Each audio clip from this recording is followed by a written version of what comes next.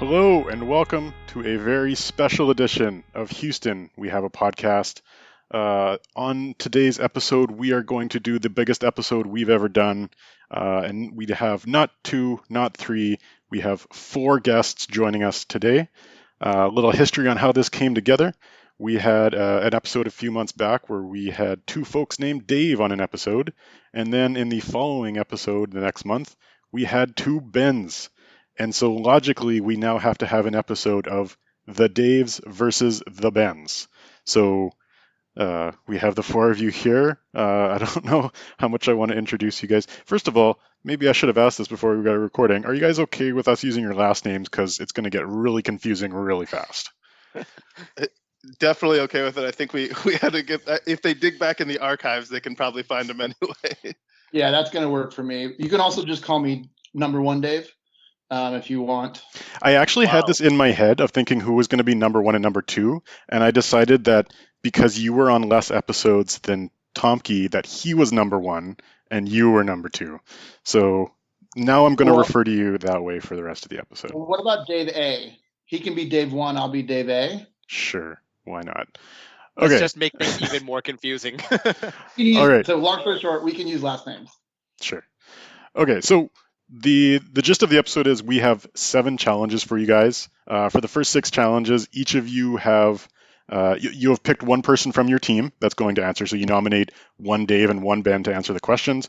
Paulo is going to run the session and moderate, choose the winners. And then I think the 7th question will be kind of a free for all that we might decide it all. So that's my introduction. Paulo, how about you take it away? All right. Let's jump right into it. So all of these challenges have been given to our Daves and Bens well in advance.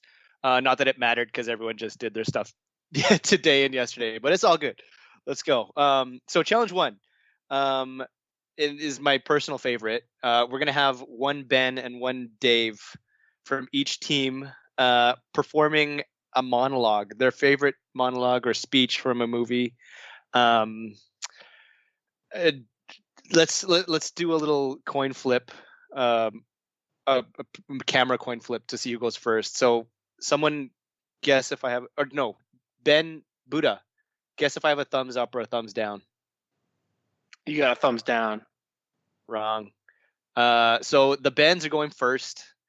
Who you guys want to give us a little a preview of, or like an explanation, or do you want to just jump right into it? There will be no explanation provided. If you don't get it, you're never going to get it. Boom. All right, yeah. Okay. No, I'm just super confident. He is performing Never Gonna Get It by, is it Janet Jackson or Paula Abdul? In its entirety.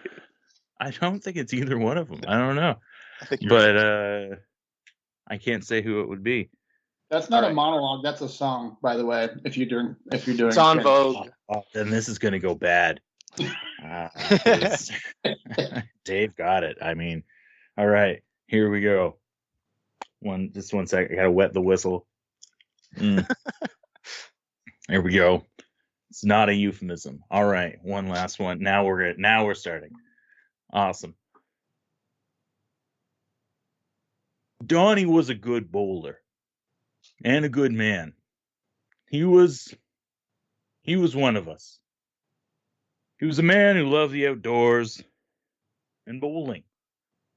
And as a surfer, he explored the beaches of Southern California, from La Jolla to Leo Carrillo and up to Pismo. He died as so many young men of his generation before his time, and in your wisdom, Lord, you took him. Just as you took so many bright, flowering young men at Quezon and Londoc and Hill 364. These young men gave their lives, and so did Donnie. Donnie who loved bowling. And so, Theodore, Donald, Karabatsos, in accordance with what we think your dying wishes might well have been, we commit your final mortal remains to the bosom of the Pacific Ocean, which you love so well. Good night, sweet prince. Tugs on the heartstrings. Tugs on Yeah. the heartstrings. Wow. That was. B-Ball, quick question. Yeah. So did you know that it was going to be me and not Carson judging? You did say yes. Okay. Because I just want full disclosure. I have never seen The Big Lebowski. Wow. Well, that's on you. But That's a big admission. I will not hold that against you. I'm gonna lean on Carson for in Oh terms shit. of, accuracy. Spoilers. What? Nothing. Never mind. See that film, man. He's saying Donnie dies. Oh, Shut up, okay. Dave. Damn. It's fine. Yeah. Little That's- update for you though, Ben. I won't hold it En against you. Vogue. En Vogue sings Never Gonna Get It. Okay. Looked it up. It felt like it was right there from. I thought it was. En Vogue sounds right, but I reject it. I couldn't. I had to look it up. I didn't know. Speaking of looking it up, I was looking up the first line of what you said to figure out what movie you took that monologue from. I Anyways, think this really speaks more about you, Paulo, than his choice. I know. I'll take it. It's fine. Dave, which Dave are we hearing the monologue from today? That's going to be me. And I also went with something fairly dramatic. I was going to update my background, then I remembered this is audio. So I won't. Minus point. Damn. So this is meaningful to me because our episode was about sales. And I think this is a great opportunity to show where someone really took the bull by the horns. So I will do a little setup for this one. This is from the classic Tommy Boy. And Richard, aka David Spade, has just delivered a classic sales pitch. And the executive has asked him to simple it down. And Tommy Boy has decided to take over. Let me wet my whistle. This one is a euphemism. That one was a euphemism. What my associate is trying to say, and I don't know why Tommy Boy is foghorn leghorn, is that our new brake pads are really cool. You're not even gonna believe it. Like, let's say you're driving along the road with your family. He picks up a model car from the desk, and you're driving along, la-dee-dee-doo-doo-doo. Then all of a sudden, there's a truck tire in the middle of the road. You hit the brakes. Woo, that was close. Now let's see what happens when you're driving with the other guy's brakes. You're driving along, all of a sudden the kids are yelling from the back seat, I gotta go to the bathroom, Daddy. Not now, damn it. Truck tire. Hey, I can't stop. Slams the model car into the lighter. Boom! Help! There's a cliff! And your family's screaming. He sets the model car on fire. Oh my God, we're burning alive! No, I can't feel my legs. Here comes the meat wagon. Wee-oo, wee-oo, wee-oo, wee-oo. Medic gets out and say, oh my God, new guy from the medics puking his guts out in the corner. And all because you tried to save a couple extra pennies. And to me, it doesn't make sense. Get out. Scene. And scene, sorry. All right. So you guys are on an even playing field because I also have not seen Tommy Boy. Come Carson, on. Carson, And how you're are you okay with all of this? Paulo's an podcast audiobook shit. guy. I don't know if you guys know that about him. Yeah, how are you on a movie podcast if you're only listening to audiobooks? Yeah, I mean, I'm just the looks. Carson's the brain. On a production that doesn't have any visuals. Exactly. So okay, I'm gonna lean on Carson in terms of accuracy. That's one criteria or one field that we're gonna be judging you guys on. Carson, how'd you feel about both Ben and Dave? So those are like some tough scenes to pick because picking a Chris Farley scene, like he's such a physical actor and try to do it like purely vocally. That's a tough scene because you were trying to like put in the things that he was doing with his hands. And that's like, good job to you because you're trying to bring that visual point that people can't see on a podcast. But like, that's also a big part of that scene. And then also on the Big Lebowski scene, like a lot of the humor in that scene comes from, I'm forgetting the actor's name, but the dude who plays the dude. But like his reaction to the the eulogy going from serious to all of a sudden him taking it over to talk about Vietnam. So it's like, I don't know. I think you guys did a really good job considering the scenes. I think you guys picked really tough scenes. I would lean slightly towards Dave just on the energy element, but pretty close in my mind. Yeah, I in terms of the energy was tipping the balance of the scale for me. Although I mean, you can't really have energy when you're giving a eulogy, I guess. Yeah. I did feel the Sorry spirit. for the lack of energy in the eulogy, guys. I mean, And you can do my eulogy. again, Okay, thank you. Yeah. again, this is coming from someone who has zero context to build on or to base this off of. So, I mean, it was fair, but I'm going to give this one to the Daves.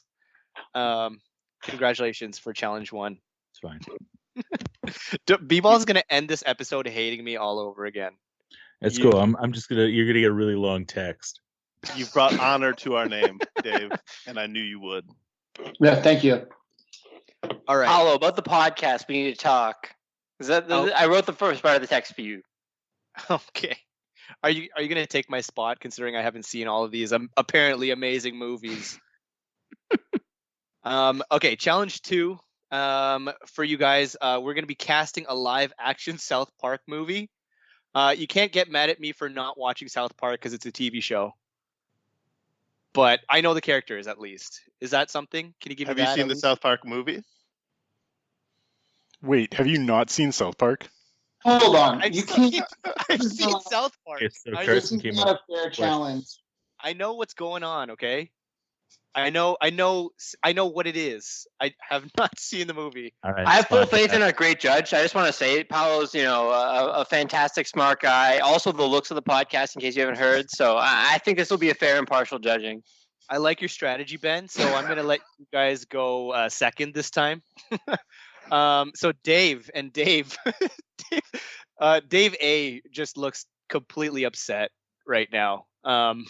But let's have at it. I want to hear who your South Park cast is. Carson, with the time. All right, ready and go. Okay, so to try as I started this project, I really started thinking about like how am I going to narrow this down? There's so many actors out there, and so I took the view of only using SNL alums that have also been in movies. So starting off, slightly tied to my first one, is clearly Chris Farley for Cartman. We're also not taking into account age. I'm assuming that this movie would be not age appropriate. Not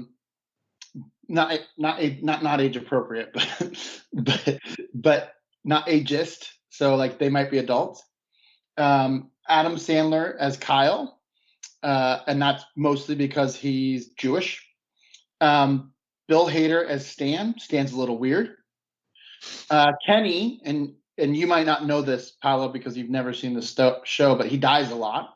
So I was debating between John Belushi and Phil Hartman, but I decided to go with Phil Hartman. Tim Meadows is Chef. Sorry, wait. Before you keep going, how much of your cast is already dead? Not that many. Okay. It's kind of a mashup of like South Park and Weekend at Bernie's. Like Yeah. he's got a little bit of both going on there. Yeah, I think you have a mashup going on here. Yeah, It's a bold strategy. Tim Meadows is Chef because effectively the Ladies' Man was based on Isaac Hayes as Chef being like, oh yeah. So Tim Meadows, 100% Chef. Dana Carvey, and this is a TV show reference, but he's been in movies. His church lady from SNL as Cartman's mom, who you may remember is into like German sex and all that kind of stuff. Baby is Kate McKinnon. Jim Brewer, clearly. Towley, Always High. And Dan Aykroyd is Mr. Slave. No reason. All right. Did you know that they continue to make SNL? They didn't stop in 1995. I don't like the new cast. I like the old one. I have more context. And the other thing, Ben, is they had to be in a movie. So not all these people have been in movies, not all the new cast. Yeah. You had the concept. You've got it's a clean concept. I like it. Hey, I No, mean, it was a good strategy. Never watching South Park when the judge hasn't either. Like I thought that was pretty clever. hey, I didn't say I've never watched South Park. I haven't seen the movie, but I've seen the show. Okay, whatever, guys. It's not about me. All right, that's good. That's a solid cast. Is a bold strategy limiting yourself to SNL cast members. We'll see how it plays out for you. Which one of the Bens is going to cast their South Park movie? It's gonna be me. Unlike Dave A, I didn't handicap myself here.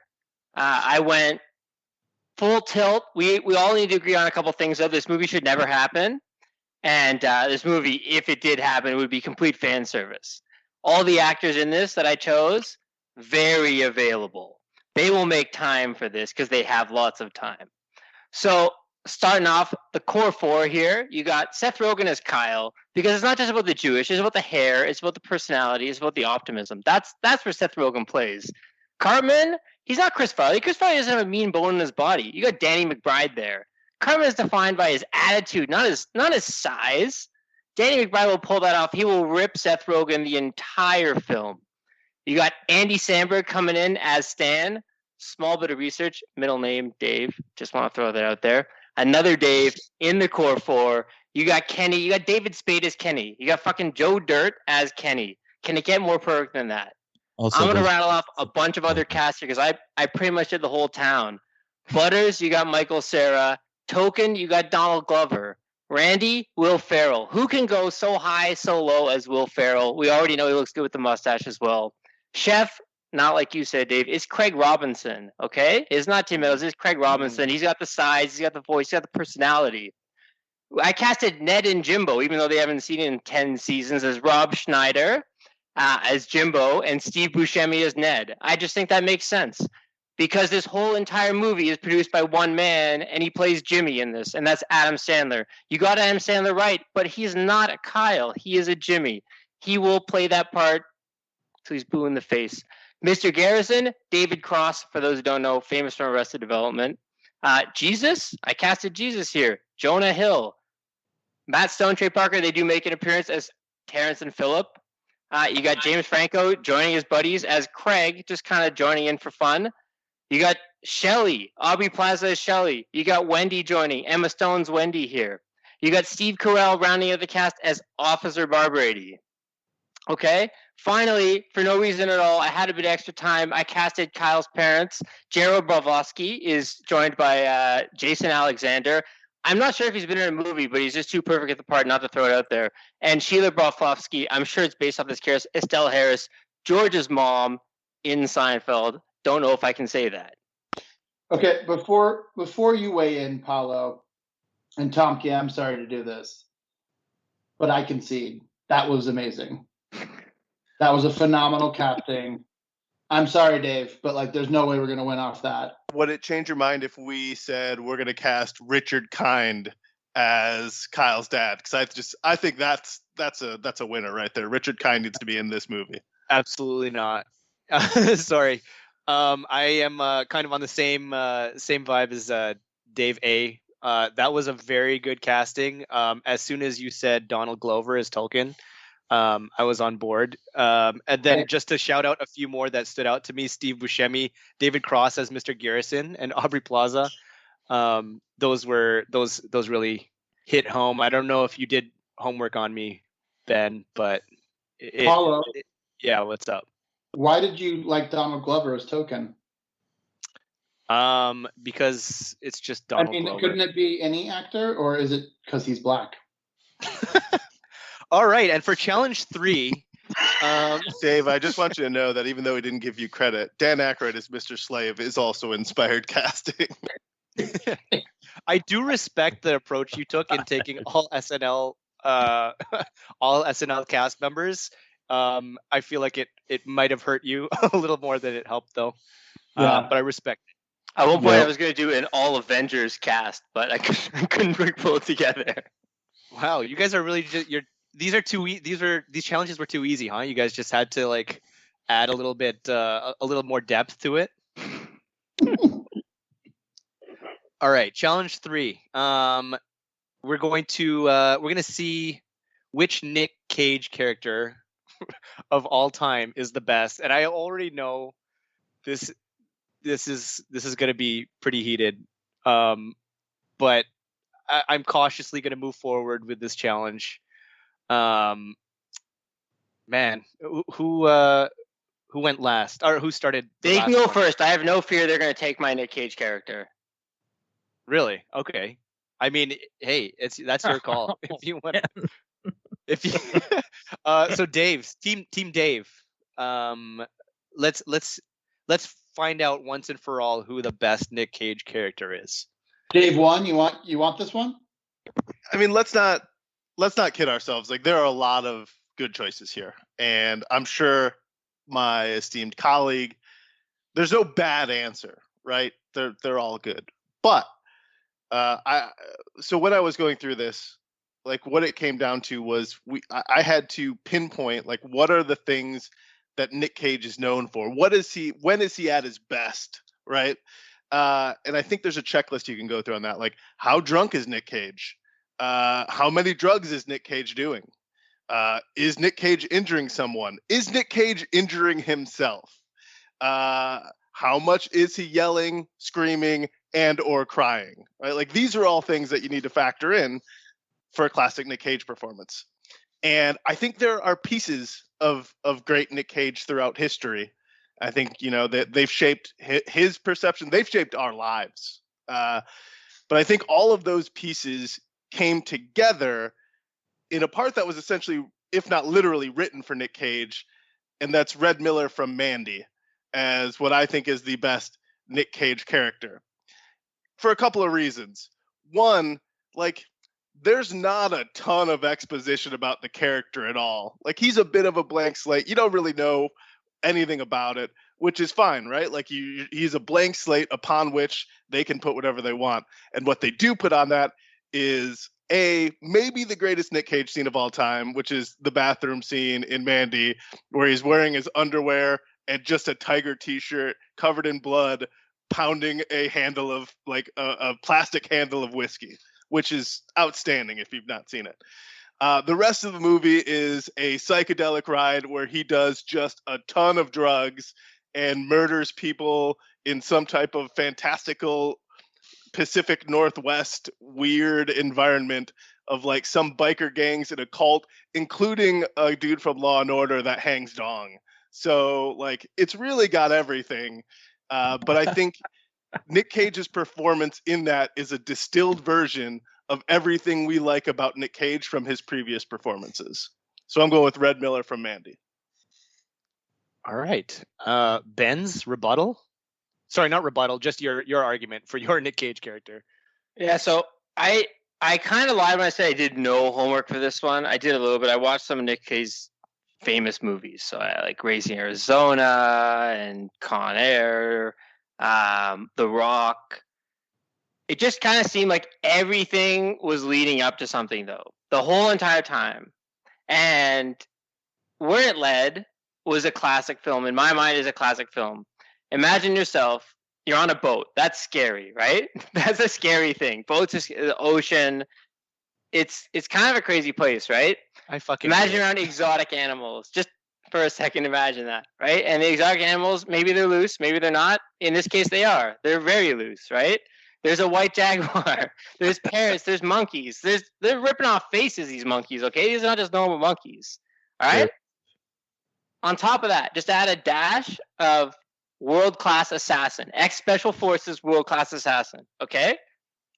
All of that is against you. That is a tremendous amount to overcome, all right? So you look at, like, who is the best Nick Cage character, right? Not what is the best film, what is Nick Cage's best performance, Academy Award-winning, Golden Globe-winning Nick Cage. None of that's really important, right? The fact he's a Coppola, none of that, right?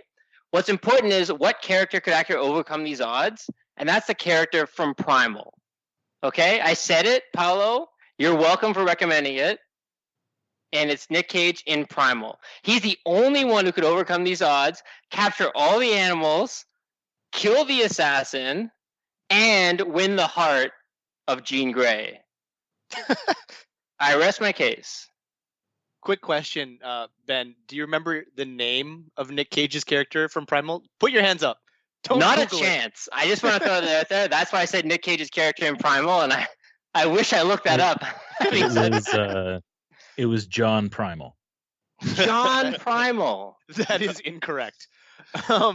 Okay, so I'm going to give this one to the Daves. Well, I'm also going to say, are we talking about Nick Cage or are we talking about the odds against Nick Cage? I haven't seen Primal. I'm clearly going to watch it based on what you just said, Ben, because it sounds outstanding. But so much of that is about the odds against him and not just, what he brings from within. I just, what does the best mean other than who can bring their best? And that's clearly John Primal. John Primal. It's clearly John Primal. So let me give you some insight into my thought process here. Dave's argument for Mandy, while I agreed, I felt like it would have lent better to one of his more classic characters, someone that we know. I mean, we can disagree. But let me finish. It's the amalgamation of like his freakouts, his crying, his screaming. My personal one that I like is the guy from The Wicker Man. If you don't know, there's a YouTube compilation of just his freakouts from The Wicker Man, and it's glorious. But I mean, hey, I appreciate the explanation of the character from Mandy. Ben, in our preparation for this podcast, I told you that Primal was a terrible movie, so you should have known better. I can't help you wrong. I'm gonna actually appeal to the Supreme Court here. We all know they can't do anything. So I mean, Primal, while it was an interesting spectacle, I can't. There's no reason. I can't make any reason for why I would give his character in Primal the win here. I'm sorry, but the Daves are up 2-1. They've broken the tie. How do you guys feel like this is going so far? Good. I'm honestly Ben Ball. I'm looking at Nick. I'm looking at the movie, and his name is Frank Walsh. Honestly, I think the movie would be better if his name was John Primal. I mean, yeah, why not just do it? See that movie, by the way. I can't remember a darn thing about it other than like there's a ghost jaguar or something. It's ridiculous. It's a white jaguar. I will say, I was thinking of how to make the case that like the Tom Brady case here, the best Nick Cage character is the next one. I just couldn't bring it together. You can't see my eyes rolling on the podcast, but I might agree with you, Ben, because I think the next one he's doing is that one where he's essentially locked in like a horror movie comedy of a Chuck E. Cheese, and he has to fight the animatronic band to the death, I believe is the next one that he's doing. So I would have had to agree with you that one does sound like it's going to be pretty awesome. Well, he's also in an untitled Joe Exotic project. I believe cast as Joe Exotic. I mean, while we're on the topic of plugging Nick Cage's upcoming movies, in the last episode Carson and I talked about what we're looking forward to this year, and he's got another movie coming out where he plays himself called The Unbearable Weight of Massive Talent.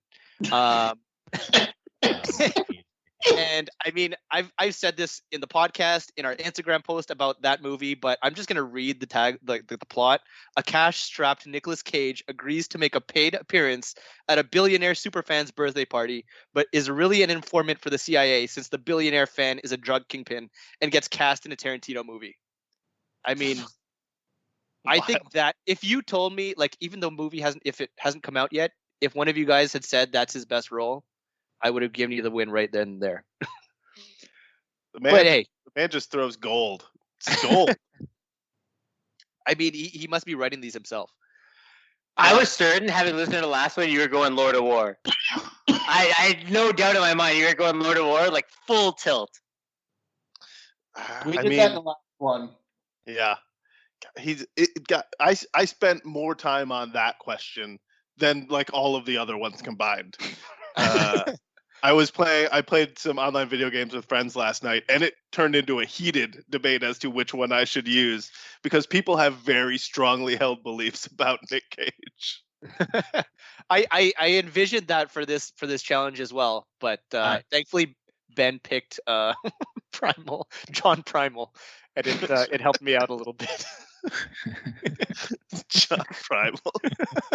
You're welcome again for that recommendation. Okay, thank you. Again, not his name, but should have been.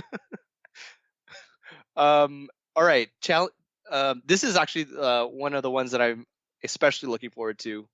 Probably the most confusing challenge that we've ever given one of our guests, but we're gonna have these guys pick 4 movie characters to survive within a mall, a la Dawn of the Dead, during the zombie apocalypse. So an extra layer of complexity here is the team Ben must have all of their characters named Dave or David, Or be played by people with the first name David. or be played by people with the first name Dave or David, and on the other side, the Bens. Sorry, I said the Bens. The Daves. I'm confusing myself already. The Daves have to pick characters by the name of Ben, or be played by actors with the name Ben. Can we just talk about Ben Ball's response as if he's at a Senate hearing just now, like, or be played by others on the other name David? It's an extremely important designation for my responses. Yeah, but You have to lean close to the microphone. you lean forward. You lean forward. You're like, sorry about that. I'm sorry, Senator. I just want to clarify. Thanks, Zuckerberg. I can't do my hair. It won't work. You need a blank look on your face as well. Oh God. Okay, you got it. Although it's audio, so it's not going to work. Just audience, trust me that's troubling. Who went first last time? It was Dave, right? Or Ben deferred. Are we doing all 4 at a time, or do we want to do like one? What are your thoughts here? I don't think my brain can take that much complexity, so I think we're gonna go all 4 at once. Just give us your whole team, your reasoning, and we'll have a little bit of a debate at the end, just to make it even more fun. All right, let's go. So Team Dave went last time. Team Ben, let's have it. Okay, right. So I don't remember. Did both of us do this one? Were we doing them together, or did you do this one? I thought I did. I'm more concerned what happens with the rest of the questions if I'm not doing this one.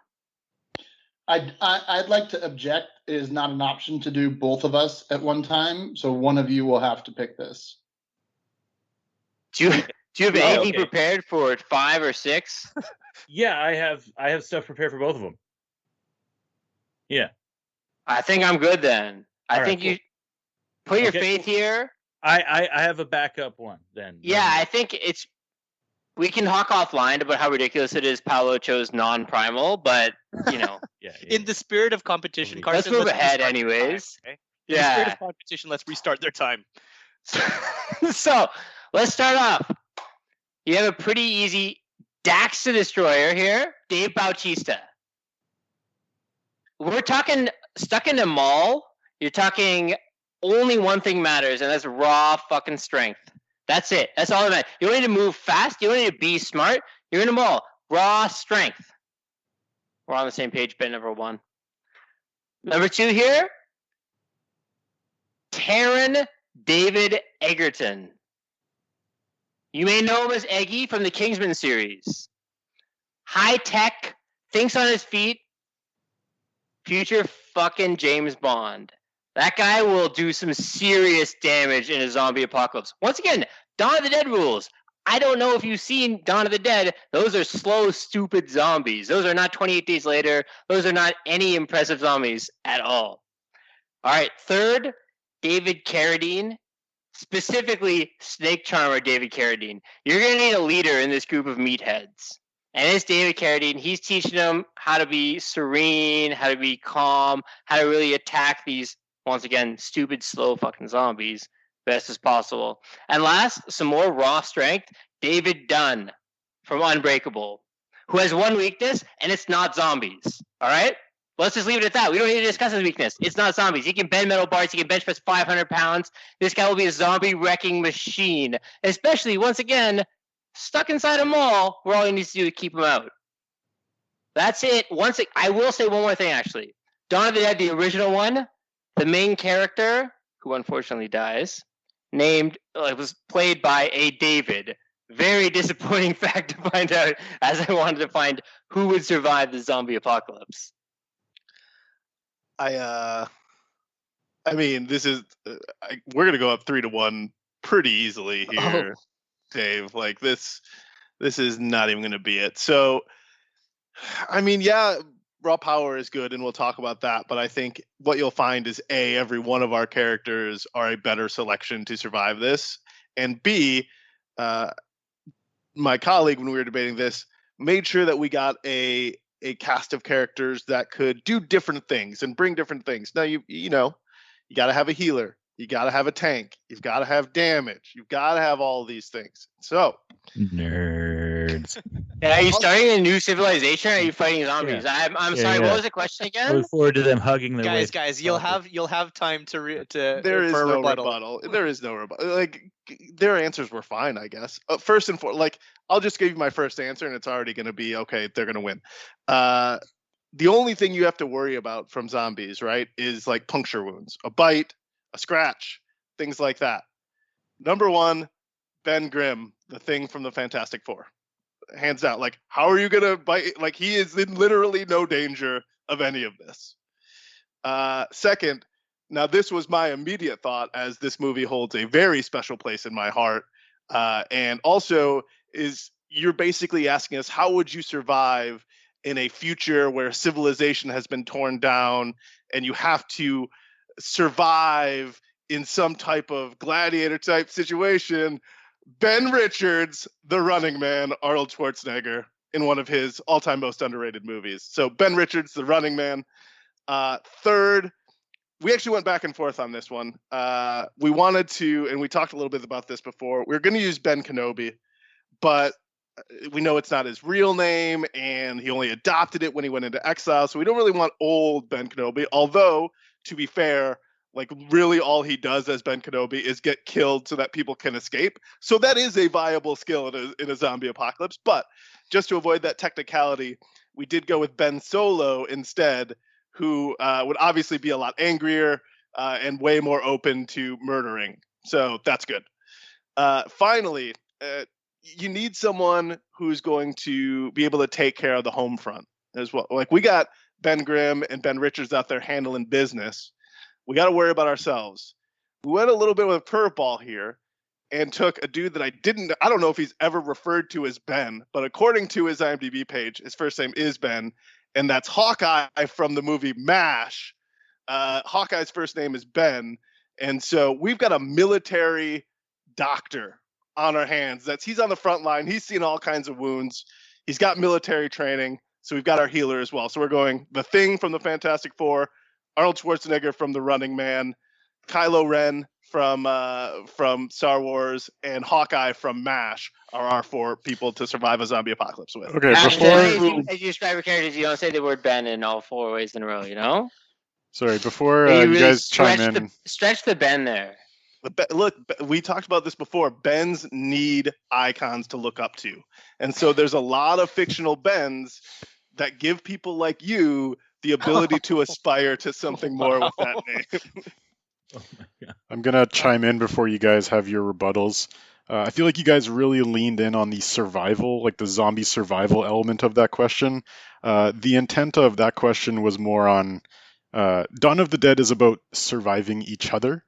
So there's like which group dynamic would you like? Who would you want to hang out with in the post-apocalypse, or in the apocalypse, as opposed to just who would kill the most zombies? But you know, you do you. Paulo is judging. Hawkeye kept the mood light in those triage tents, and That's fair. Couple That's big fair. personalities on your side, guys. I don't know what to say. Like, I think that would fall apart pretty quickly if you're asking me. So Yeah, quick, like Ben Richards is a hothead, man. He got along with Amber Mendez. He got along with By force, dude. Nothing happened there. She was in his brother's apartment. She was in his brother's apartment. Pretty threatening. It just wouldn't be in a movie today, is all I'm saying. Sorry, before we get into the meat of your fight right now, one quick point of clarification: when you, Buddha, when you said Taron Egerton, when you said, was it Eggsy that you were picking from from Kingsman? Yeah. Where he's saying that Taron Egerton's middle name is one of his middle names is David. Okay, I'll allow it. I know it's a stretch. There's not that many impressive Daves. I personally don't know any impressive Daves. Okay, I had one. David Schwimmer, David Boreanaz. Like, what am I supposed to do here? All right, Shots fired. I had one for both teams. Point of clarification, Tomke, or Dave one. Sorry, Ben Solo. When we're talking about Ben Solo, he's not Kylo Ren.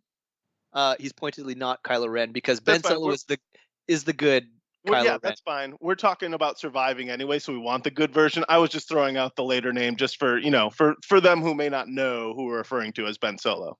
Oh, of course, just monocle. All right, have at it, guys. Well, and I'll also point out that though Carson has outlined that it's Dawn of the Dead, the prompt said pick 4 movie characters to survive within them all during a zombie apocalypse. It was not in the movie Dawn of the Dead, because that could have changed our picks. I think it's implied when you talk about surviving in a mall. There's been 2 mall survival movies, and they're both called Dawn of the Dead. Yeah, I would say it's not a criteria to replicate Dawn of the Dead. It's more of a comment on what I was going for versus how you interpreted it. If you believe that killing zombies is more important to survival than getting along as a group, that's fine. Make your argument. And now is the time to argue that, yeah. I think we know that both Ben Richards and Hawkeye were in some pretty non-hilarious environments, but you know what? They both were ready to go with a one-liner whenever you needed it, right? Like, I can't remember, such a hothead or whatever, he blew his top. Whatever he says in the movie The Running Man, they all blend together at this point. Like, that's going to relieve some tension when Arnold, throws a horseshoe through a zombie and then says something about being lucky. I don't know, but it'd be hilarious. On a little side note there, I wonder if he sees his performance as Mr. Freeze in Batman and Robin as his career kind of coming full circle. Like he became that ice hockey themed villain that he fought Sub-Zero. Yeah. Like it's a circle. Like he became basically Dynamo and Sub-Zero mashed together and then in a different movie.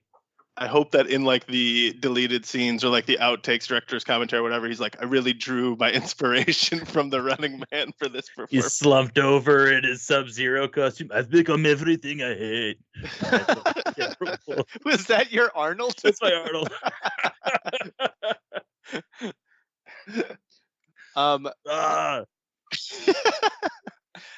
Any more attacks on the Ben's and the Dave's teams? Because I figured this out, I do want to highlight one additional Dave that we could have chosen. David Seville. For all effects, he's a Doolittle, and he may have animal manipulation powers. And regardless, he might be able to put on a little show with his 3 chipmunk friends. He wasn't going to pass David Hasselhoff on my rankings, so I thought David Dunn, whose weakness is water, might have needed a Hasselhoff to save him from some situations, but ultimately, I went David Carradine, and I think that's because you need some leadership in this instance. I think you need some wisdom. I will say, if we're just throwing out things we thought about doing instead of what we did, which I think, Paulo, you need to judge on what we did, not what these guys are saying now that they know that they've been lost. We talked about Ben Affleck as Batman. Like, how good would that, like, all the utility belt, like the utility belt by itself might be worth it. He's not the best Batman. I think we can all agree on that, but like there's some strength there, but we decided, again, he's a little too negative for the group. Okay. Very angsty. But Ben Richards made it. He brought more to the table. That's fair. He can remember a hexagonal decode system like that. Like if you need him to, he knows how to uplink things. Knows how to get out of a Sonic collar. Like just I feel all like these things you may need. staring at a character. Yeah, you of got the some Running cue Man. cards out there. I You have got the seen the Google Running app. Man no less than 25 times. Any closing arguments that you guys would like to make on this one? I just want to say, I think it's pretty funny that I'll give you Hawkeye as possibly a differentiator from the list of Bens, but to state that the other Bens that you selected, Ben Richards, Ben Grimm, and I forget the other one, aren't just for zombie apocalypse survival solely, and that that isn't why they're picked is madness. Ben Solo is also he's also able to found a religion in our new society. What? The Jedi Order. It's a religion. It's fine. Point of clarification: which Ben Grimm are you choosing? Oh, definitely Michael Chiklis. 100%. The better of the two, for sure. Who plays him in the other one? No idea. No one knows. No one saw that movie ever. Okay. So this is a tough one for me. I'm looking at, okay, so there's a conflict here between the coolness of David Carradine's Snake Charmer versus just the practicality of Ben Grimm, who as much as I'm thinking about it, he seems pretty impervious to zombies, so that was a good choice. I have it at a tie right now. I might have taken a point away for Dax, the Destroyer, versus Drax, the Destroyer. Did I misspeak? I'm sorry, I misspoke here. Or I thought it was all about the Dave. To me, the Dave aspect was more important here. I also think when you're talking about the coolness of David Carradine, right? We're talking about a zombie apocalypse. There's going to be nights where different people need to stand watch, right? Like, so people are going to be alone on the time. And I think what David Carradine has proven is that you can't leave him without a spotter. And so, like, you got to factor that in when you're talking a zombie apocalypse. I don't know if I should take a point away for that as well. But Carson, I'm at a. You realize Hawkeye, right? The Ben in your story, he doesn't feel strongly about guns, right? Like he's anti-gun stance. So what's the dynamic going to be when a bunch of zombies are coming out here? You got Thing doing all the goddamn work, right? I got fucking 4 people carrying their own weight. They're all equals here, right? You got Hawkeye. What's his surgeon skills going to do when fucking Thing doesn't need to get healed? So Buddha just This is ludicrous. Rated R podcast with the F-bombs. That's cool. Now that we're there. I have 1 speed. I'm sorry. It's okay. Here's the thing though. Like you need someone to be able to help and bring things together. Whereas no. The whole time. Hawkeye suffers a mental breakdown in the finale of MASH. What's he bringing together? See, but you're talking TV show MASH. We select movie that's Hawkeye, canon. So the TV show is not canon for this exercise. Yep. Boom. Yeah. Roasted. And if we're talking about longevity of surviving in the mall, then I mean he is a plus. I mean he kind of evens out because of the nonviolence, but I mean I'm gonna need Carson to break the tie here. I was gonna tell you I'm 50-50. I can't choose between the two. Yikes. Do you want us to add one? You know what? Let's do an improv fifth man. But give them a different name because I feel like there's more Ben character than Dave characters. So give a new name and they each pick a character or actor of that name. I think I'm gonna remove the name. I'm gonna remove the name. Oh wait, no, that's too easy then. How are we gonna break this tie? Okay. Shit. I'm gonna take I'm gonna remove Ben Grimm and I'm gonna remove David Carradine, Snake Charmer, from your teams, and I'll give you guys a minute and a half to argue for your teams without them. teams without them, or we add one person to these teams? No, just the 3 that are remaining. And we still have to be. Hold on. Is it still our representative? So it's not team argument. It's Tomke versus Uda. Yes. We got to keep it a little simple now because it's going off the rails. It's pretty easy. You got David Dunn. This guy's superhuman strength. Why do you need to be impervious if you have superhuman strength? You can surround yourself with anything to mash these zombies to no end. You got Drax. Sorry, the heart. I'm not gonna say it. The Drax the Destroyer here. You got fucking Eggy. Have you seen Kingsman? Have you seen Kingsman 2? The Secret Service? That guy's a technological marvel. What, you got a fucking Vietnam warrior over there, the only war the U.S. lost, and you're bragging about him in the mall? We've lost Come a on lot now. more wars than that, I'll have you know. Come on now. Okay, I'm not trying to jump in, but that was the Korean War, just to be clear.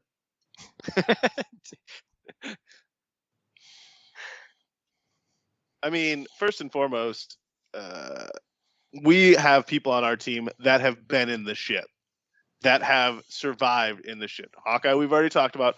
Ben Richards has been almost in this exact environment, give or take, right? And you're talking about David Dunn. You're leaning on a lot. Say he's indestructible, right? He's unbreakable. Yeah, Okay. that's what the whole movie's about. I'm sorry. And you He's talked not about fighting water. It's not Avatar. It's not a waterbender. It's a zombie apocalypse. Okay. talking about how he's super strong and can lift 500 pounds. So can Ben Yeah. Richards. I don't know if you guys have seen what he can lift, but he can clearly lift just as much. He doesn't need to be superhuman, and he's still as strong as your purported superhero. So I'm just saying, and he's lived in it. Like, how can you know until you've been put in that pressure cooker environment of The Running Man with Richard Dawson? Like, you don't know how you're going to react until Richard Dawson. Have you sends seen down. Unbreakable? Are you saying that's not a pressure cooker environment? I mean, when he couldn't handle one thief and almost drowned fighting one thief. Who's gonna fight Thanos on your end? Straight up. I'm sorry, zombie Thanos shows up. Who's gonna fight him? I mean, It's Drax on my. I got Drax on my end. I don't know who you have. Hold on. Why did zombie Thanos is not in scope? Yeah, so I don't know. I It just kind of came out of nowhere. Yeah, Like it just I can't happened. allow It was that so one. organic. It just happened. I think we've all seen how Drax fares on his own in that situation anyway. Like, it's not ideal. What power above invisibility would beat zombies? Okay. What? There we go. So just for context, Drax has mastered the ability of standing still, so still that he can turn invisible, according to him. Is that going to help you survive, or is that going to help him survive? And to be clear, he doesn't actually have that power. He thinks he has that power.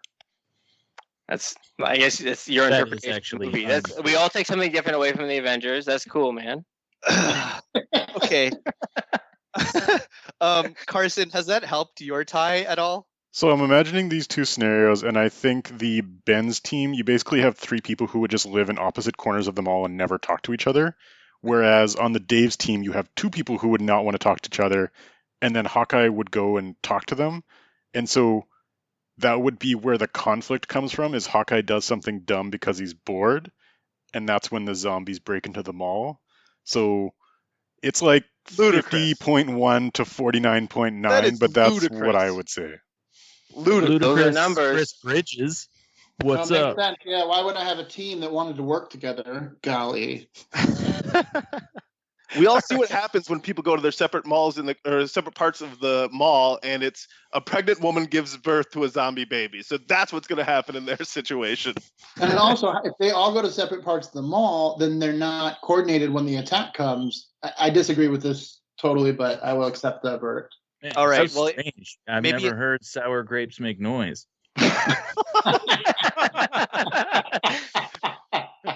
Maybe Man, I didn't have a leg to stand on until that one. Thank you. maybe in the NBA last 2-minute report, we'll come out and say we were wrong. But as of right now, we're all tied up at 2. Can't believe it. You can submit your complaints to @Houston. We have a podcast on Instagram. All right, I'm kind of glad now that we've gotten past that one. That was really hurting. Like, it was really hard for me. Thank you, Carson, for breaking the tie. Challenge 5. I feel like this is just going to be as bad as the previous challenge, but we're going to have these guys pitch a Donald Trump fake biopic movie where QAnon is real and Trump is an action star. And you guys absolutely must include casting of main characters and title your movie. Title of the movie is going to be big points for me if it's really good. So I don't even remember who went first last time. It was the Bens. The Bens went first. So the Daves. It's on you. Which one of you is going to be casting this movie? That's me. And I'm going to give you the cast first, and then give you the trailer, and then take you through the plot. Oh. So Trump is Samuel L. Jackson, of course. Mitch McConnell, Sean Connery. Barack Obama is The Rock. Steve Bannon is Keanu Reeves. We all know he can grow really long hair. Kamala Harris is Priyanka Jonas. Hillary Clinton is Charlize Theron.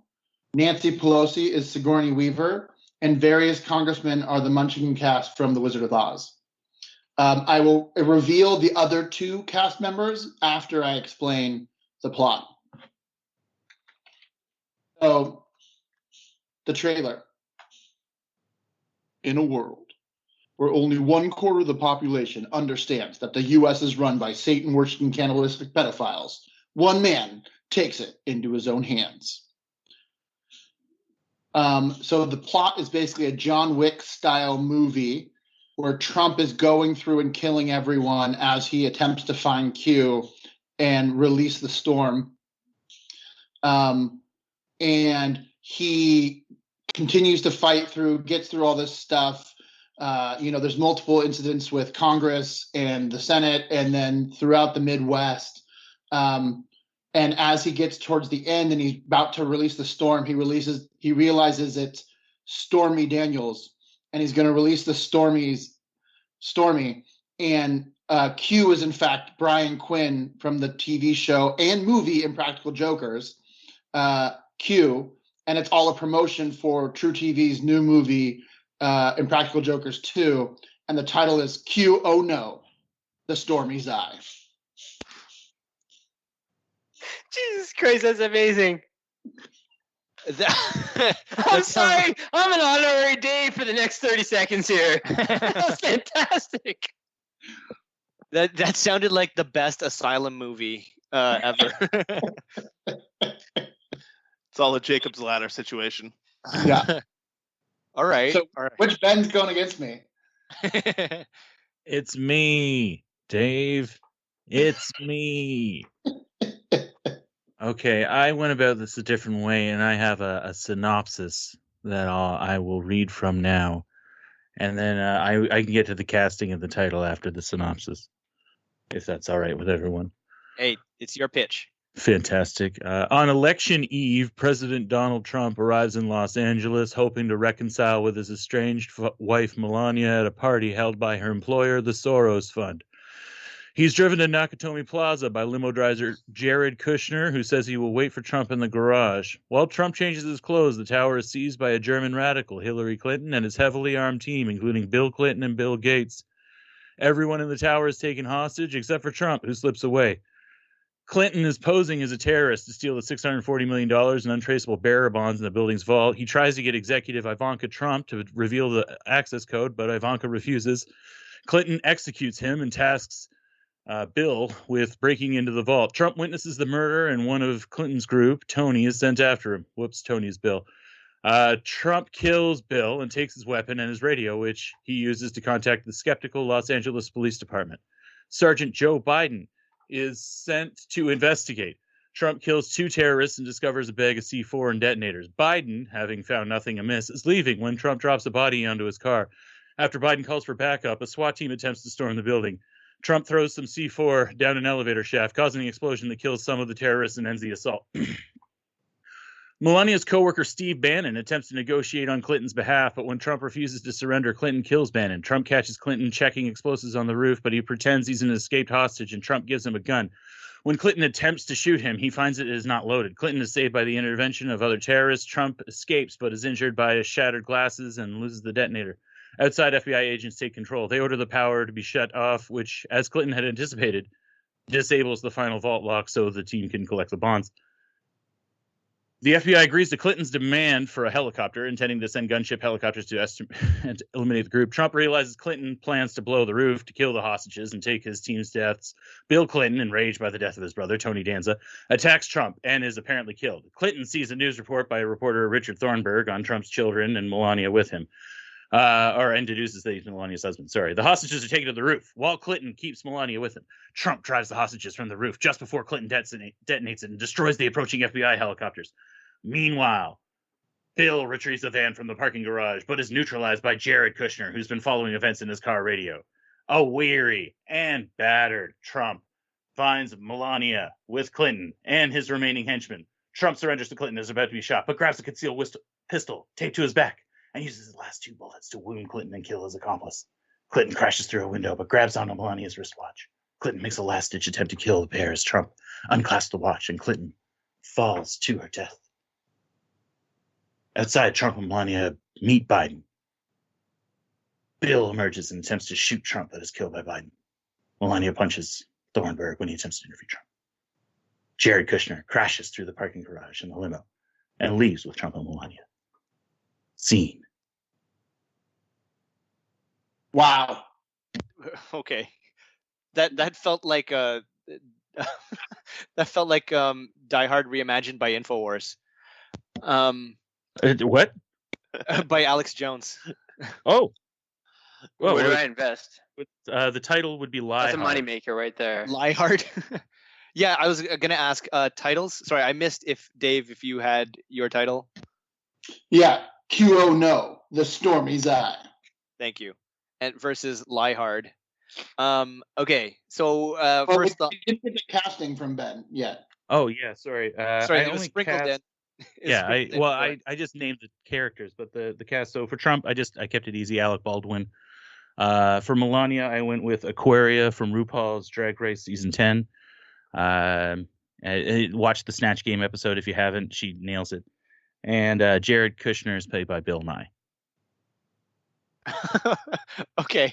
Body. So I- so to Team Ben, I'll give you the comfort factor, comfort food factor, where it's familiar to me and something that I feel like I would enjoy watching.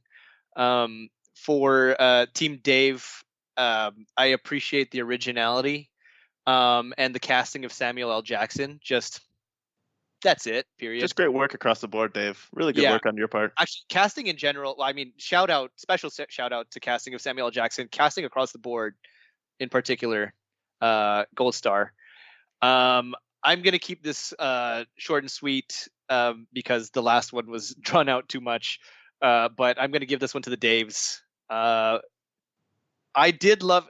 Sorry, Ben. I love the pitch and the delivery, but I mean, full package. I'm giving it to the Daves. Daves are up by 1. Don't hate me. It's just outstanding work, Dave. I appreciate your originality, the fact that the work you put in, the ingenuity, just outstanding to see. Well, I thought the Impractical Jokers tie-in was a real, like, that would be what would happen to Trump, is he would chase it down and it's just a TV promo at the end of it. Wait, can I get some insight into your inspirations on these now that it's all said and done? So I was just going with like, kind of like, okay, if QAnon's real and Trump's an action star. Okay, Trump's an action star. What would he do? If Trump was like strong and could do it, he would just go do it himself. He would not have his followers do it. He would like go tear through things, John Wick style. And then from that, I really went through like, okay, who are the funnest people to cast for these various people? I felt Keanu Reeves as Steve Bannon was really fun. And I would love to see that fight, like as he leaves Breitbart and Trump is like shooting him out a window or something. I don't know. And then I like the reveal at the end that it's the storm coming is actually just Stormy Daniels. That was my favorite part. Ben, what about you? I mean, you're obvious. I didn't. I'm surprised at the amount of disconnect that you guys can do around some of this stuff. I find it incredibly uncomfortable and unsavory to kind of focus on these things. So before this podcast, I found a synopsis of Die Hard, because we already lost this one, and did a find and replace of the various folks that I wanted to in there. So if it was from here, that's 100% why. It's such a bum out how confident so many people are. Like, there's a pizza place and that's where they serve kids, and like, dear Lord. Dave and I get bonus points for having to live through that shit for the last four and into the future as well. Yeah, so I think you're right. Dave has looked into the abyss. It has looked back at him, and that informed his response. I had to read multiple QAnon articles to write this, and it didn't make me feel better about my country. Okay, yeah. Well, I think we gleefully give this one to you guys, because no. If it's any consolation, you have won Challenge 5 of Houston. We have a podcast episode for. That does feel better. I'm not gonna lie. Great. The last 4 years were worth it, Dave. Coming out on top. Laughing to hide real tears. All right. So congratulations on winning that last challenge, whoever won that last challenge. It was the Daves. Nobody It was the Daves. Nobody cares, Dave. Right now the score is at 3 to 2 for the Daves.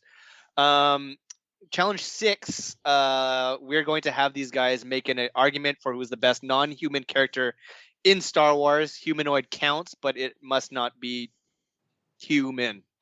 What that means, we'll see if these guys try to stretch the boundaries as they have been doing. Dave's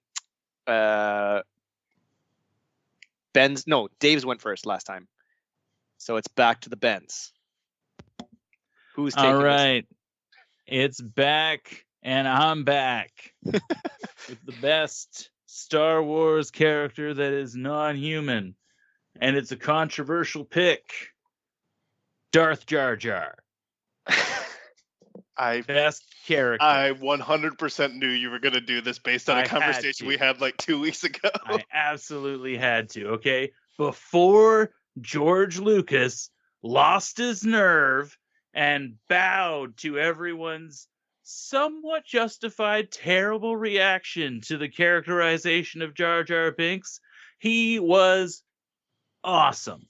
He had so much potential to be just this great swerve character that has all of this hidden motivation, and he's just amazing. So Darth Jar Jar is my pick. Go check it out. There's a couple videos about it on YouTube, and you can see how like this bumbling idiot character is really just a facade for possibly the greatest Sith of all time. That's my pick. Oh, okay, cool. I wasn't sure if you had more. Yeah, I'm not sure it's possible, Ben. You nailed that. It's a great theory, right? And there are certainly signs that it would have had potential to be more than a theory. But Ben is trying to sell you on potential. That Jar Jar Binks had the potential to be the greatest Sith. That there was the potential for him to draw all these storylines together and be the underlying theme and the antagonist of the story. If you want potential, go ahead and pick his answer. But I'll tell you who actually did drive every one of the movies along, and that's R2-D2, right? Like, nothing happens if not for R2-D2. Like, even from, no matter how you want to look at it, if you want to look at it chronologically of like episode 1 coming first, great. There's R2-D2 saving their asses already. You want to look at it chronologically in release date order. Guess what? Right away at episode 4, like, we don't even know who Luke Skywalker is, and we already know that R2-D2 is the single most important character to the rebellion. Like, that is established immediately in Star Wars canon, right? So, man, it would have been awesome if Jar Jar Binks, if George Lucas did do that, and like, instead of this bumbling character, there was this master plan. But you know what didn't come to fruition? And so what we're left with is 9 movies that are driven by the heroic actions of R2-D2, the best non-human character in Star Wars. Interesting. Wow, I didn't. I kind of expected Ben's answer. I did not expect Dave's. It's tough. We're gonna ride the line here because, like Dave mentioned, Darth Jar Jar is technically not a character. You still have my attention, just including Jar Jar as your answer, because he has a special place in my heart. R2D2, in terms of being an iconic Star Wars character, it's easy to make that case, and I agree with it. I take him saving the day kind of being a negative a little bit, because he's kind of like the most convenient plot device throughout most of the movies. And How is I that also- his fault, though? That's not his fault. He's just a droid doing the best he can. Hey, Dave, Paolo speaking, if you don't mind. Whoa, hold on. The If we're judge is jumping in- ruling. if I we're wish jumping we in out of respect him a turn, little bit more. I would say this: the judgment can't be based off of who was the best character based on what the writers wrote, but who was the best character on what they did. And borderline B-ball should be like disqualified. Like if we're just, I mean, I like Jar Jar Binks. Don't get me wrong. Sorry, Dave, are you reading a different question than I am? Because you got all these rules, baby. I got make an argument for who is the best non-human character in Star Wars. I'm fine to say Jar Jar from Episode 1 Okay. and all of the potential that was there. Where It's not about potential. It's It about was- what's in canon. It's just weird because Paolo's still ruling and you're talking, and I don't get it. I want to Because let I'm this. trying- I want to I'm let trying this to go. see where I think the ruling's going. I've made I've made my decision, but I'm gonna let this go. You guys can continue if I'm you just want. gonna say R2D2 is the biggest dickhead in the Star Wars universe. Clearly, he knows more than he lets on. He doesn't tell anybody what's going on. He could easily fill them in. He's just like, "Oh, you're going along for the ride, kids. It happens every 3 Okay, movies." actually, How about that sweet little pirouette he does when they're escaping off of Cloud City, though? Like he's a little he's got that sass to him, Ben. He knows it. He knows it. Okay, I'm gonna have to stop you guys there because what Ben just said is coming a little too close to what I was gonna say. I do take away from R2D2 that he should have known, or he did know everything, and he should have, as much as he did, he could have saved himself a lot of trouble if he was just like, "Hey, give some information to the other characters." Sorry, Jar Jar wins. You can hate me. He's Again. loyal to the code that Obi-Wan swore him to secrecy or whatever. And Jar Jar's loyal to I- the Sith. Let's go. He's so happy.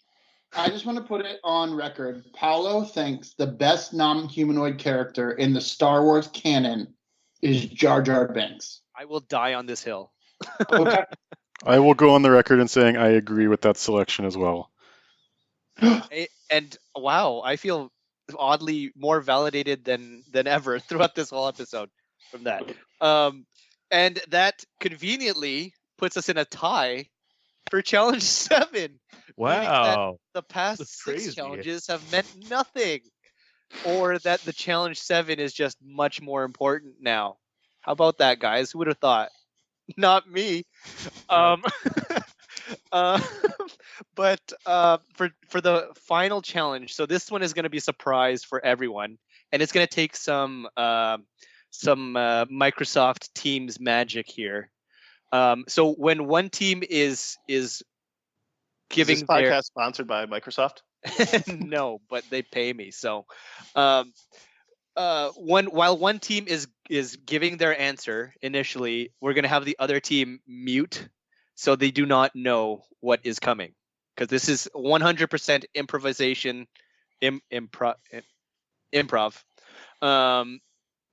So, okay, are you guys? Does that make sense to you guys?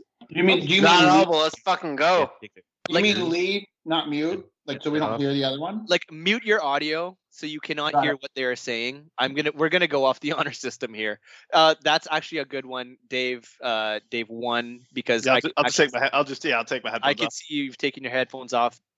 Dave A, I'm gonna just assume that you've muted yourself. When you see me waving frantically in the camera, that means you can unmute. All right. All right, so I'm good to go right now. Not yet. So I'm gonna explain. Actually, you guys shouldn't even know the challenge before you go, but anyways, that's it. That's what's gonna happen. The Bens are going second. Dave's are going first. I'll give you so once. Okay, so I'll tell you when. Hold on. you tell me when, and I'll take my earbuds off, and then I'll wait for you to wave at me frantically. So hold on, Yes. we're trusting the Bens. Okay, give me a second. I'm any peeing. more personal attacks that you want to get them out now. I trust one of the Bens. Oh, You can let them decide which one that is. Oh no! yeah, don't You know tell who him. it Don't tell him something. It Don't better tell be me. is. Oh, it'll Yeah. 100%. Are you quoting trust Britney that guy? Spears Come now? It's gonna be me. Oh, that's NSYNC. Oh my goodness! Did I just hear that's that? Right? canceled. Did Pretty you sure. just confuse Britney Spears with NSYNC? Yeah, that's not popular right now. It's a big thing on BuzzFeed and Reddit, I guess. Yeah, Justin Timberlake finally talked out about white privilege, guys. Okay, Oh. let's get back to painting Tomke's bathroom. Just let's spray paint all over that room. They're almost done. That fucking ensuite, that little. I just masked up. It's looking good. Don't worry, everyone. Yeah. I masked up. Go get a What beer. color? What color? Yeah, It's like natural cream OC14. yeah, it's fucking natural cream, all right. You sicko, you fucking sicko. The name of the paint. Jesus Christ. And then Carson had to cut all of this from the audio. Name of the paint. We don't edit anything here except our bathroom breaks. So just be prepared to lose your jobs. So Natty cream. anyways, before we continue down this road, It's a lovely color. any further, Ben's, you guys are going first. Dave's at this time. I thought we were going second. What happened to us going second? I'm sorry, guys. I've been drinking. Ben's, I'm gonna ask you to mute your audio at this time. Do you mean like just take this off? Yes, as long as you can't hear. All right. Okay. All right. Good. Look how upset he looks. I'm gonna I'm gonna test this. Ben. Yeah, I should mute myself. Ben Udashkin, you were the worst basketball player I've ever seen. Okay, he can't hear us. Dave and Dave, this is what we're gonna do, okay? I'm gonna need you guys to elect one person to start. You can decide right now. I vote Tomke. Tomke, you're muted. You're on mute, Tomke. You're starting. So I'm fine with that. Yeah, I'll go first. I'm going to give you a genre and a lead actor. You are going to you're going to give me the beginning or the plot of a movie, and then Dave Sarr, you're going to give me the ending. All right. Yeah. So I just made this up before we started, so these guys have no idea what's coming. Tomke, your movie is a rom-com starring Jay Leno. Got it. Okay, so Jay Leno, as we all know, is a big car guy, right? So he goes to all these car auctions. He's trying to find this one specific car, and so he finally finds it. He goes to this auction. He's raising his little paddle up to bid it, but who outbids him? Oh no, it's Rosie O'Donnell. She outbid him at the last second to take the car that he has been looking for his whole life. And so he immediately hates this woman, right? Oh my God, she's the worst. She took my car, and she rubs it in when they're there too. She won. She knows he's desperate about it, and she gives him a little wink. She's got a little bit of sass to her. Anyway, so we fast forward a little bit. There's still this lingering hatred. Jay Leno's alone. He's wants to meet someone. His buddy sets him up on a blind date. Who is it? Oh my God, it's Rosie O'Donnell. They get set up on a blind date because everyone knows they both love cars, and here they are, those two, long history of hating each other. Now they find themselves at a dinner, and they really are just hitting it off. There's a little bit of a meet cute, and then I'll let my esteemed colleague here fill in the rebound. But it's your typical rom-coms. It's got the ups, it's got the downs. They find out about something that one of them lied about. Boom, they're off, they're on. But it really all comes together in the end. Hey, don't say anything about the end. Leave that to Dave Starr. Go ahead, Dave. It's just leading them in. So throughout this process, the whole time,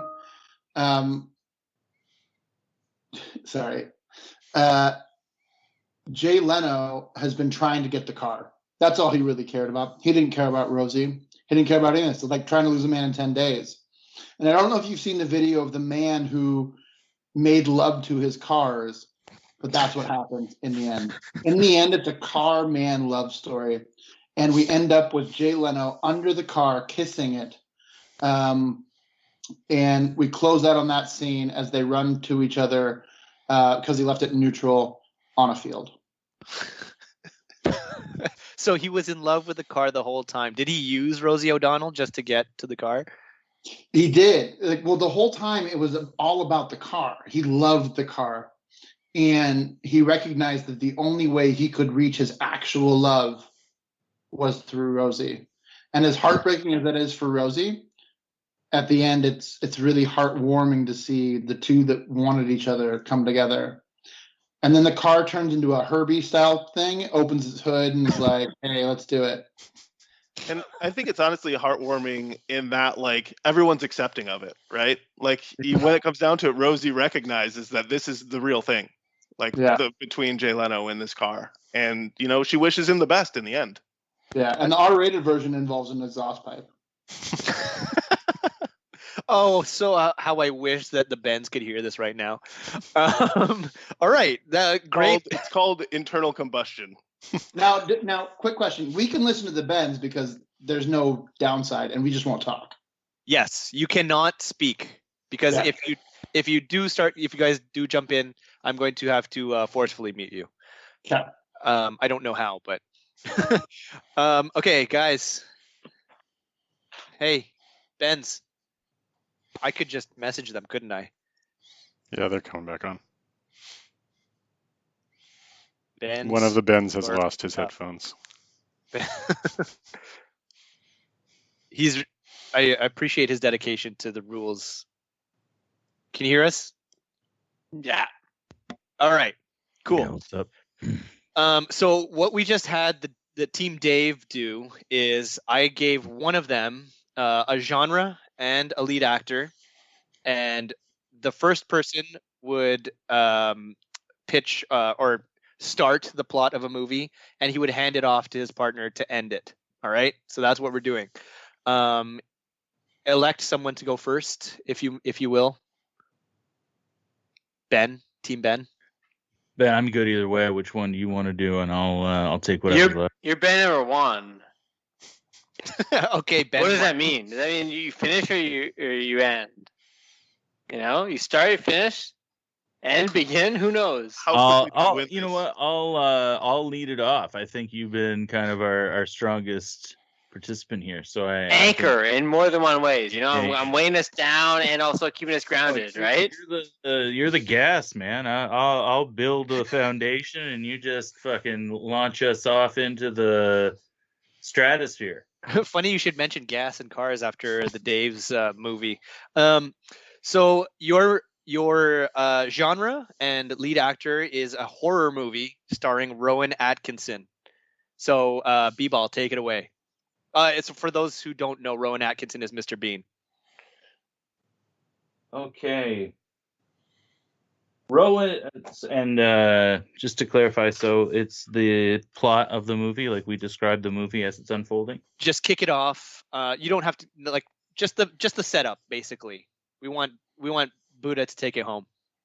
Certainly. Okay, so Mr. Bean is traveling through the English countryside in a impractically three-wheeled vehicle that appears to have been made in the 1900s somewhere.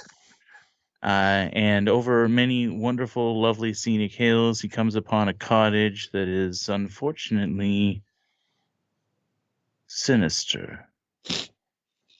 Although he had planned to be at this cottage, the pictures that he had seen on the rental website, they appeared to be more modern. This is almost like it was a house from long ago. from before. Unfettered, Mr. Bean enters the home. Immediately he slips, falling comically, and he lands on the dining room table a little and on some chairs a little. And when he finally, after multiple minutes of knocking into various things, taxidermied heads, the fireplace, but he doesn't fall in, but he's there. And then he discovers, what did I slip in? Why, it was blood. But too much blood. Too much blood for no body around. So what can he do? Well, he tries the phone line. There's no phone. He can't get cell service. There's no way calling out. So in an attempt to try to salvage the weekend, he starts cleaning the blood. And the more he cleans, the more he realizes it's not stopping. The blood keeps seeping out of the cupboards. What's in the cupboards, he wonders. He opens the cupboards. And it's coming from the plumbing. The blood is coming from the plumbing. He immediately pratfalls in the blood again. It can't not fall in this blood. He's falling in it all the way. He figures, I must go down to the cellar. The cellar, which is where the water heater would be, which obviously would be where the source of the blood must be if it's coming from the plumbing. Slowly, he makes his way down the stairs into the cellar, past jars of beets. So many beets, only beets. And not a beet garden outside to speak of. He finds the water heater. Ben, over to you. Enter Rowan. Take it, Ben, you. He jumps in his car and starts screaming away. 80 miles an hour. Changing clothes. Suspenders involved somehow. Crashes into a light pole. Turns back the car. Enter John David. It's a Dave challenge. Washington. This whole thing, this whole entire movie has been a setup. They're switching bodies. Rowan Atkinson, John David Washington switch bodies. End scene. Sequel. Teed up. You're welcome, Medball. So it's at the end of the movie.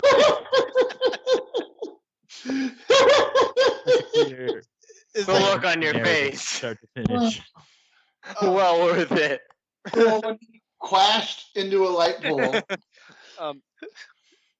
Okay, this has gone better. Can I just say this has gone much better than I hoped for when I made this challenge.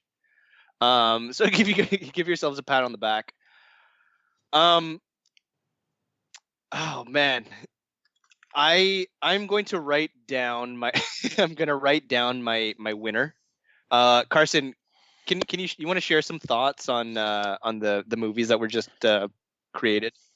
So the Days got to listen to the Bens for the Bens' sake.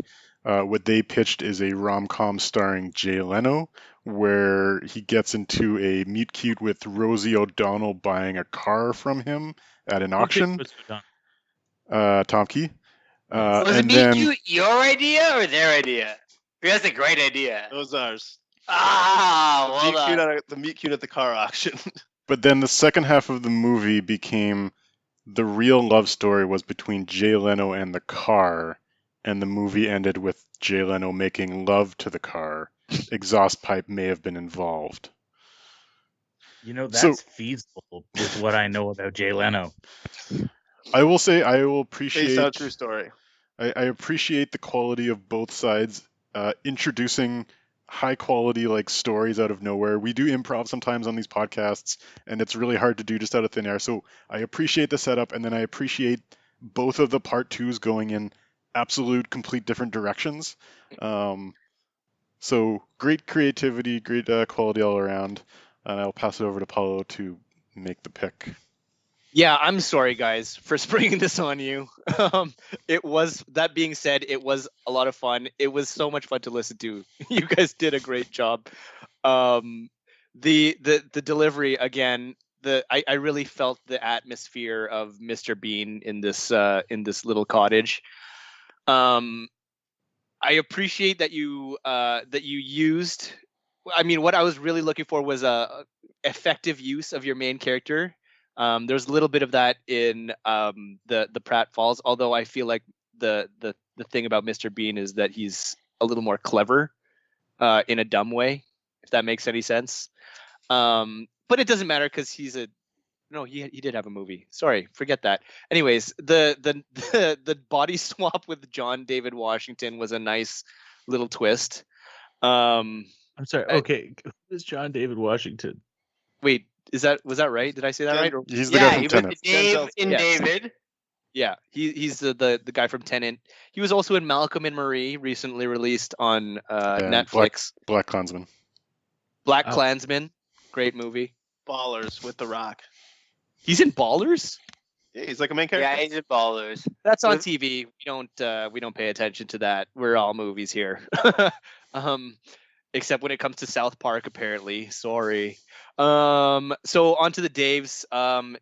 It was a very well put together movie. I especially enjoyed the twist at the end with the love being with the car all along. And I'm not going to draw this out anymore. I'm going to give the win to Team Dave. Let's go. Congratulations. Blah, blah, blah, blah. I'm sorry, Team. No, Ben. man, I can't. How are we going to miss out to them correctly identifying that Jay Leno wants to fuck those cars? I mean, it was. This flew in the face of my dislike for Jay Leno. Paulo I just just signed up like- for the plot of Last Man Standing. Paulo just really wanted to make that show happen again in movie format. Wait, what show? You guys That's seen Last talking Man about Standing? TV, man. He's not into it. Wow. It's the Same final of TV shows. Right wing oeuvre is Last Man Standing. All right. Well, any parting thoughts? Any parting thoughts from our guests or from Carson? that I you'd will like- say quality preparation and responses and answers all around. This was way more entertaining than I expected it to be. Not to say that I wasn't expecting you guys to be entertaining, just saying good job. And I would like to thank the Bens. It's really hard being a Ben in this world without any Bens in the acting or like role model world in real life. And so I just think it's great that you guys were able to pull this off. And I want to thank my partner, Dave Tomke, for everything he put together. We met at our table of satanistic, cannibalistic. Bless up. Bless Dave, up. right before Hey, that. you're missing a word there. What was one other word in there last time you said that? Just throw it in there. Start with P. I said it. P No, champion. It's We're like one champion. more time for me. For me. But the one you're looking for is champion. The one you're looking for is Champion with a Russian P doesn't quite sound the same. I don't know. so. Anyway, I thought this was great. Thanks, Paulo, Carson, for hosting this. I know this is a bit of a big lift for you guys. Not normal for you to do 6 people on a call, but it was a lot of fun. And yeah.